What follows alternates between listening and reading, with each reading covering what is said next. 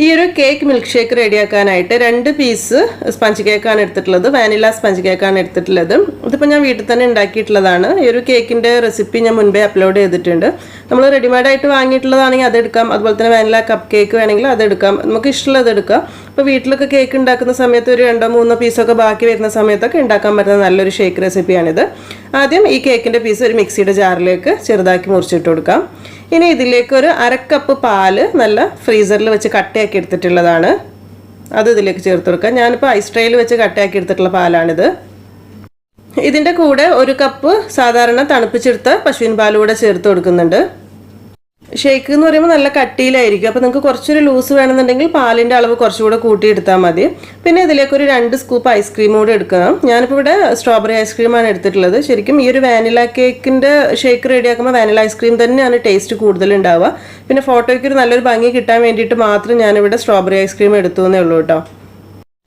കാരണം ഞാൻ ഗ്ലാസ്സിലേക്ക് സെർവ് ചെയ്യുന്ന സമയത്ത് കുറച്ചൊരു വിപ്പിംഗ് ക്രീമും കൂടെ ചെയ്യുന്നുണ്ട്. അപ്പോൾ അത് വൈറ്റ് കളർ ആകുമ്പോൾ ഇതൊരു പിങ്ക് കളർ ആയിക്കോട്ടെ എന്ന് വിചാരിച്ചിട്ട് മാത്രം. വാനില ഐസ്ക്രീം ആണെങ്കിൽ അത് തന്നെയായിരിക്കും കൂടുതൽ ടേസ്റ്റ് ഉണ്ടാവുക.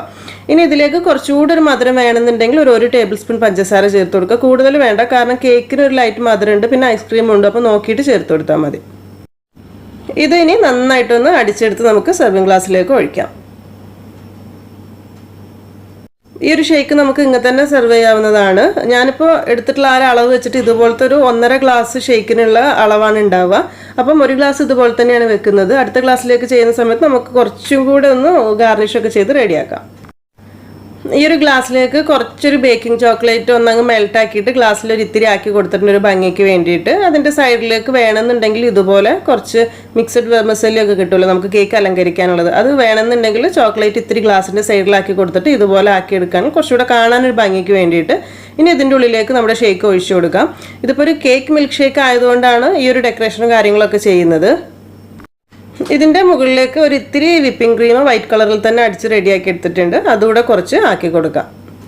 ഇതൊക്കെ ഓരോരുത്തരുടെ താല്പര്യത്തിനനുസരിച്ച് ഡിസൈനിലൊക്കെ മാറ്റം വരുത്താം കേട്ടോ. എങ്ങനെയാണ് നിങ്ങൾക്ക് ഇഷ്ടമെന്നുണ്ടെങ്കിൽ അതുപോലെ ചെയ്താൽ മതി.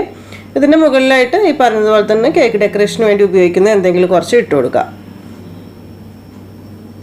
അപ്പോൾ ഇത്രയേ ഉള്ളൂ നമ്മുടെ ഈ ഒരു മിൽക്ക് ഷേക്ക് എന്ന് പറയുന്നത്. നമ്മൾ പുറത്തുനിന്നൊക്കെ കഴിക്കുന്ന കേക്ക് മിൽക്ക് ഷേക്കിൻ്റെ അതേ ടേസ്റ്റ് തന്നെ കിട്ടും കേട്ടോ. അപ്പോൾ വാനില കേക്കൊക്കെ വീട്ടിലുണ്ടാക്കുന്ന സമയത്ത് 2-3 പീസൊക്കെ ബാക്കി വരികയാണെങ്കിൽ പെട്ടെന്ന് ഉണ്ടാക്കാൻ പറ്റുന്ന നല്ലൊരു മിൽക്ക് ഷേക്ക് റെസിപ്പിയാണിത്.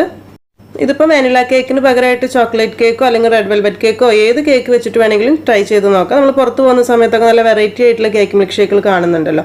അപ്പോൾ ഇതുപോലെ ചെയ്ത് നോക്കിയിട്ട് നിങ്ങൾക്ക് ഇഷ്ടപ്പെടുകയാണെന്നുണ്ടെങ്കിൽ കമൻസൊക്കെ അറിയിക്കുക. അതുപോലെ ഈ ഒരു വീഡിയോ ഇഷ്ടപ്പെട്ടിട്ടുണ്ടെങ്കിൽ എന്തായാലും ലൈക്ക് ചെയ്യാനും ഷെയർ ചെയ്യാനും പിന്നെ സബ്സ്ക്രൈബ് ചെയ്യാത്തവരുണ്ടെങ്കിൽ സബ്സ്ക്രൈബ് ചെയ്യാനും മറക്കരുതേ.